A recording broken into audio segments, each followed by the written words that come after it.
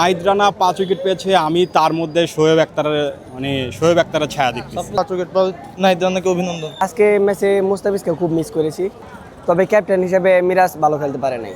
আজকের ম্যাচে মিরাজের ক্যাপ্টেন্সিটা মোটামুটি ভালো লাগছে, কিন্তু মিরাজ লাস্টে যেই খেলাটা খেললো ভাই, এটা মিরাজের ক্যাপ্টেন হিসাবে এই খেলাটা হয় না, মানায় না তার সাথে।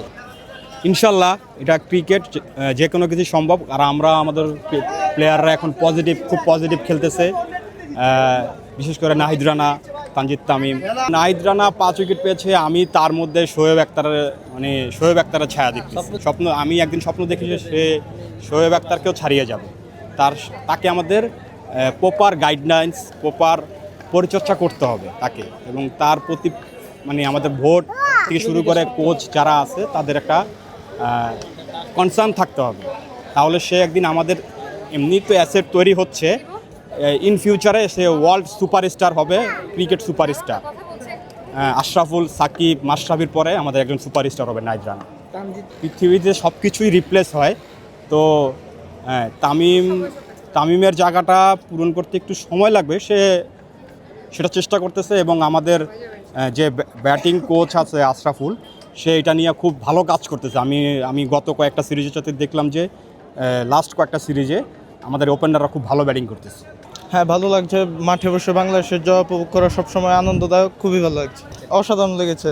শুরু থেকে দুর্দান্ত ছিল, লাইন লেন্থ ভালো ছিল, অনেকগুলো ভালো ইয়র্কার মেরেছে, ভালো লাগছে। 5 উইকেট পাওয়া নাহিদ রানাকে অভিনন্দন। এই ইনিংসটাই মূলত আজকের ম্যাচে জয়স্তম্ভ তৈরি করে দিয়েছে। অসাধারণ আত্মবিশ্বাস আছে। প্রথম ম্যাচ হারের পর আজকে ভালোভাবে কামব্যাক করেছে। আশা করি পরের ম্যাচ বাংলাদেশ জিতে সিস্টেম নিজেদের করে নেবে। যেহেতু বাংলাদেশ ম্যাচটা জিতেছে, আমরা সকলে খুশি। তবে আজকে ম্যাচে মুস্তাফিজকে খুব মিস করেছি। মুস্তাফিজ থাকলে হয়তো খেলাটা আরও বেশি উপভোগ করতাম, যেহেতু আমি একজন মুস্তাফিজ ভক্ত। তবে আজকে বাংলাদেশ খুব ভালো খেলেছে, বোলিংও ভালো করছে, ব্যাটিং ভালো করছে। তবে ক্যাপ্টেন হিসেবে মিরাজ ভালো খেলতে পারে নাই। আমরা চাই মিরাজ আরও ভালো খেলুক, বাংলাদেশকে আরও ভালো জায়গায় নিয়ে যাক, বাংলাদেশ বড় কোনো কাপ জিতুক, এটা আমরা চাই। সামনে ওয়ানডে ওয়ার্ল্ড কাপ আসতেছে, আমরা চাই বাংলাদেশ ওয়ার্ল্ড কাপে চান্স পাক এবং ওয়ার্ল্ড কাপ খেলুক।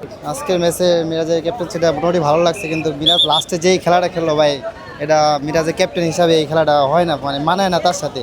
যে তাও জিতে ভালো খেলতেছিল, ওইটা লাগা 2টা 4 মারলো, খুব ভালো লাগছে। তবে আজকে সবচেয়ে বেশি মিস করছে তানজিদ তামিম, যে সেঞ্চুরিটা করতে পারতো অনেক ভালো লাগতো ভাই, যার জন্য আজকে খেলায় দেখতে আসছে তানজিদ তামিমের জন্য।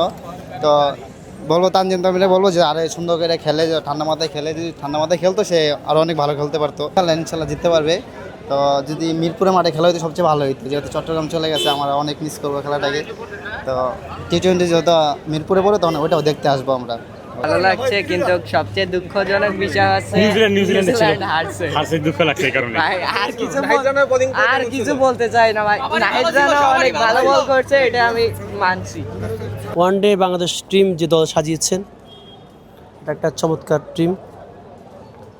এভাবে আজকে যেভাবে সবাই ভালো পারফরমেন্স করেছেন টপ অর্ডাররা, এবার যদি কন্টিনিউ করে যায়, তাহলে এই দেশকে, আমাদের এই তরুণ প্রজন্ম যারা ক্রিকেটার আছেন টপ অর্ডার, তারা ভালো কিছু উপহার দিতে পারবে। আর সবচেয়ে বড় বিষয় হচ্ছে যে আমি একটা কথা অ্যাড করতে চাচ্ছি, যে ওয়ার্ল্ডে যে আমরা দেখি ইন্ডিয়া, অস্ট্রেলিয়া যারা ভালো ক্রিকেট খেলতেছেন, তো ওদের ক্ষেত্রে কিন্তু ওদের যারা ব্যাটিং কোচ, ওদের দেশের যারা সাবেক ক্রিকেটার, এরা কিন্তু কোচের দিক দিয়ে ওরা কিন্তু ভালো একটা সাপোর্ট দিচ্ছে।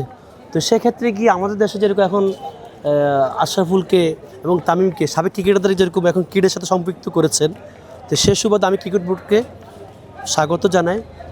এবং এটা তারা ভালো একটা ডিসিশন নিয়েছেন, যারা ক্রিকেট বর্তমানে আশরাফুল ভাই